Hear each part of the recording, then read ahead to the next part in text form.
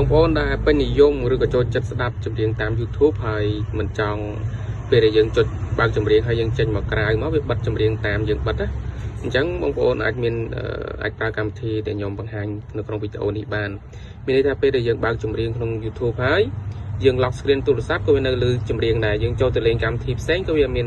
វាលើចម្រៀងដែរអញ្ចឹងណាដូចជាកម្មវិធីនេះគឺខ្ញុំបង្ហាញអូខេអញ្ចឹងយើងចាក់បទចម្រៀងមួយបទមកបាទចាក់ជើងមកហើយចាំមើលខ្ញុំចុចបិទណាអូខេណាលើហើយនេះហ្នឹងហើយខ្ញុំបើកប៉ុណ្ណឹងក៏មកវាជប់ copyright បាទ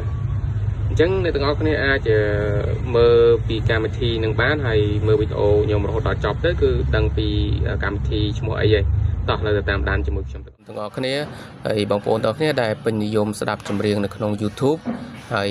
ពេលដែលយើងចង់ឲ្យថារបៀបយើងចុចហើយយើងបើកចម្រៀងហើយមានន័យថាយើង lock screen ហើយក៏នៅតែលើមានន័យថាពេលដែលបងប្អូនចុច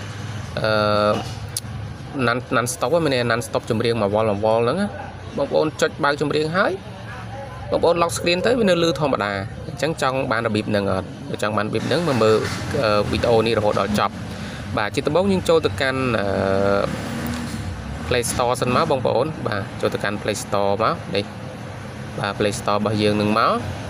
អូខេពេលដែលយើងចូលទៅកាន់ Play Store យើងចូល search បាទចូល search នៅខាងក្រោមនេះមក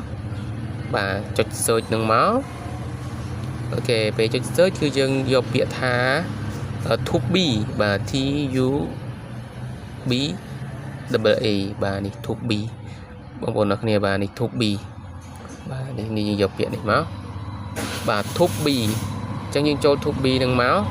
អញ្ចឹងកម្មវិធីដែលយើងចង់យកមកប្រើគឺកម្មវិធីលើគេនេះបងប្អូនគ្នាចាចាំតិចកម្មវិធីនៅខាងលើនេះបងប្អូនគ្នាបាទកម្មវិធី Tubi យើងសម្រាប់បើកកម្មវិធីអីផ្សេងចម្រៀងអីផ្សេងដែលយើងចង់បើកចង់អីចឹងណាហ្នឹងហើយអញ្ចឹងយើងឥឡូវខ្ញុំ download បានហើយយើង download ក្នុងកម្មវិធីនេះខ្ញុំ download បានហើយណាហ្នឹងហើយអញ្ចឹងខ្ញុំ download បានហើយយើងចូលមកចុច open វាមកអូខេអញ្ចឹង open មកយើងអាច search ចម្រៀងបានទាំងអស់គ្នាដំបូងគឺវាចេញអញ្ចេះបាទនៅក្នុងនេះដំបូងគឺយើងចេញអញ្ចេះណាហ្នឹងហើយយើងចេញបែបហ្នឹងហើយឥឡូវបើយើងចង់រកចម្រៀងខ្មែរបើយើងបរទេសក៏បានខ្មែរបើយើងអាស្រ័យលើយើងចេះស្ដាប់ទេអញ្ចឹងនេះចូលទៅកាន់សញ្ញាព្រួយនេះខ្ញុំដាក់ខាងលើនេះ search ហ្នឹងមកបាទចុច search មកដូចខ្ញុំ search នេះចម្រៀងដែលខ្ញុំ search ហ្នឹងគឺទាំងអស់នេះមកនេះចម្រៀងខ្ញុំ search បាទសិតចម្រៀងខ្ញុំ search ហើយយើងដាក់មកឥឡូវចំណោមសង្សារបងនេះឥឡូវខ្ញុំចុចចំណោមសង្សារបងមួយមកបាទឥឡូវពេលនេះវាមានច្រើន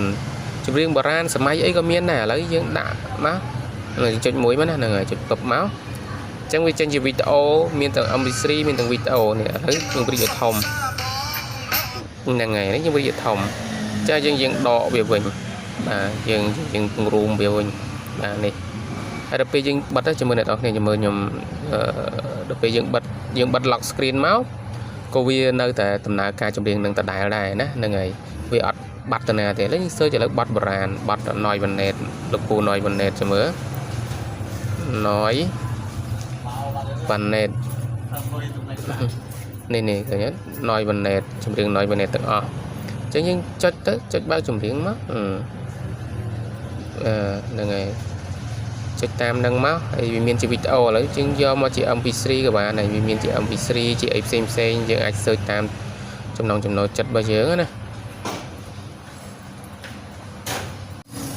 នៅអញ្ចឹងបងប្អូនដែលមានចម្ងល់ចង់ឲ្យខ្ញុំធ្វើកម្មវិធីអីផ្សេង